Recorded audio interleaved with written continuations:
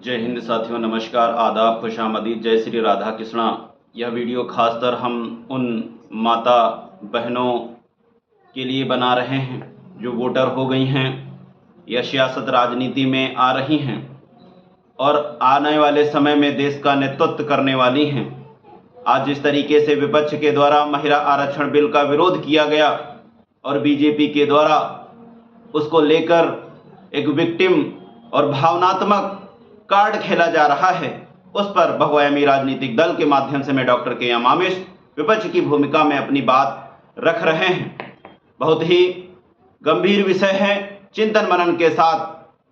साथियों, जो सरकार विधायकों को खरीद कर 24 घंटे में सत्ता पलट सकती हो, अपनी मर्जी का मुख्यमंत्री बना सकता हो, क्या वो संसद में बिल नहीं पास करा सकता?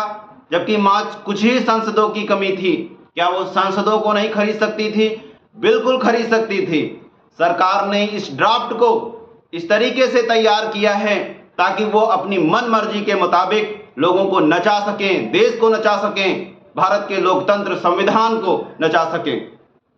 इसमें आरक्षण किस तरीके से होगा, कौन सी सीट कब आरक्षित घोषित कर दी जाएगी, यह सरकार के हाथ में रहेगी। यानी कोई विपक्ष का महिला सांसद किसी विशेष जगह से चुन के जाता है, सरकार अगर उसकी छवि देखेगी मजबूत है तो यह उसको आरक्षित सीट घोषित कर देगी और उस महिला जो पहले से संसद विपक्ष की थी उसकी छवि गिर जाएगी और बीजेपी की महिला जो उम्मीदवार हैं उनको जिताने का काम करेगी। अगर इस बात से समझ नहीं आता तो इसको ऐसे समझें, यानी अभी वर्तमान समय में उत्तर प्रदेश की कुछ सीटों पर 15 से 20 लाख वोटर्स हैं, चुन के महज एक सांसद बीजेपी का पहुंचता है। यदि परिसीमन होता है तो वहां पर 4 से 5 सांसद बन जाएंगे और बीजेपी के फेवर में 404 से लगा के 5 सांसद जो है सदन तक पहुंचेंगे। और जो चाणक्य बोले जाने वाले अमित शाह गृह मंत्री बार बार यह दावा करते हैं कि हम सत्ता में 2047 तक रहेंगे, यही तो उनका षड्यंत्र और प्लान है।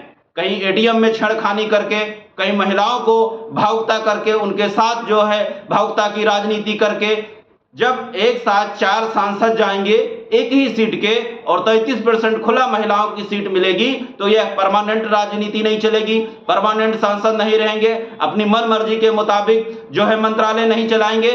इसको सोचने और चिंतन मनन करने की जरूरत है। अगर बात है पारित कराने की, 2023 में विपक्ष ने साथ दिया, उसी दिन आपने क्यों नहीं लागू किया? आप 2029 का या 2034 का हवाला क्यों दे रहे हैं? आप जो है परिसीमन का हवाला क्यों दे रहे हैं? जब विपक्ष के द्वारा जो है जातिगत जनगणना की मांग की जा रही है तो आप उसको शामिल क्यों नहीं कर रहे हैं?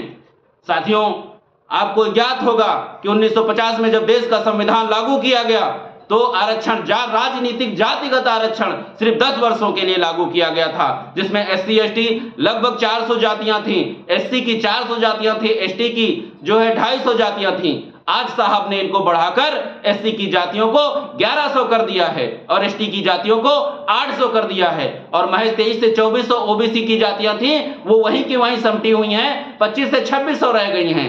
क्या ड्रामा खेल खेल रहे हैं? आज का पढ़ा लिखा लोग, तबका, युवा चीजों को समझ रहा है। आपकी ड्रामेबाजी, घड़ियाली आंसू, नवडंकीबाजी की राजनीति भी समझ रहा है। आप एक वार करके दोहरी राजनीति करना चाहते हैं, जैसे एक प्लेट में 2 धारें होती हैं। बिल पास हो गया तो वाही करके महिलाओं की वोट ले लेंगे, अगर नहीं पास हुआ तो ड्रामेबाजी करके विपक्ष को इतना गिरा देंगे कि वो चाहती ही नहीं है। आज की महिलाएं भी समझदार हो रही हैं।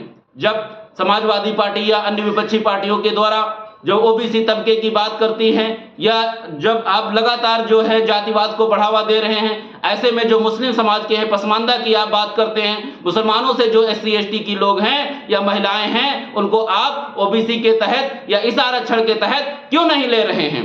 आप पसमानदा का वोट चाहिए, पिछड़े मुसलमानों का वोट चाहिए और आप उनको ही शामिल नहीं करेंगे। धर्म का ड्रामा खेल देते हैं। बौद्ध को आपने जो है उसमें शामिल किया और सिखों को शामिल किया। ईसाइयों और मुसलमानों से आपकी क्या दुश्मनी थी कि आपने ओबीसी या एसटी में शामिल नहीं किया? जो संविधान का लिंक धारा 441, 341 कहती है उसको लागू होना चाहिए और उस पर पुनः चिंतन मनन करना चाहिए। सच्चर कमेटी कहती है, रोंगड़ी मिश्रा की कमेटी कहती है कि आज भारत का मुसलमान दुयम दर्जे के नागरिक होने के साथ साथ महादलित हो चुका है। क्या आपको खबर है कि ये कैसे महादलित हुआ? पहले 10 साल आईटी सेल बीजेपी के द्वारा यह ड्रामा किया गया कि बहरूपिया घुसपैठिए भारत को तबाह करने के लिए आए थे और मुगलों को दुष्प्रचारित किया गया। और आज ये लोग क्या कर रहे हैं? आज ये लोग राजनीति के दृष्टिकोण से भी महिलाओं को बाहर कर रहे हैं। अगर ऐसा नहीं होता तो उन मुस्लिम महिलाओं को भी उस आरक्षण में शामिल किया जाना चाहिए। एक बहुआयामी राजनीतिक दल के माध्यम से मेरा उन माता बहनाओं से निवेदन है कि वो चीजों को समझें। बहुआयामी राजनीतिक दल महिला आरक्षण के विरोध में न थी, न है और न होगी, लेकिन जो राजनीति समझते हैं उसके तर्क के हिसाब से बीजेपी परमानेंट सांसद में कायम रहना चाहती है, अपने सांसद बनाना चाहती है और महिलाओं को भावुकता करते हुए जो है उनके साथ एक काली और घिनौनी राजनीति खेलना चाहती है। इसका तहे दिल से विरोध करती है। ऐसे में निवेदन है महिलाओं और माता बहनाओं से कि उठे जागें, राजनीति में आएं और अपने विधायकों सांसदों से, अपने पालनहार से, राजनीति में नियम बनाने वालों से प्रश्न करें कि आंख में धूल झोंकने का काम क्यों कर रहे हैं, दोहरी राजनीति क्यों कर रही है। सत्यमेव जयते। जय हिंद, इंकलाब जिंदाबाद।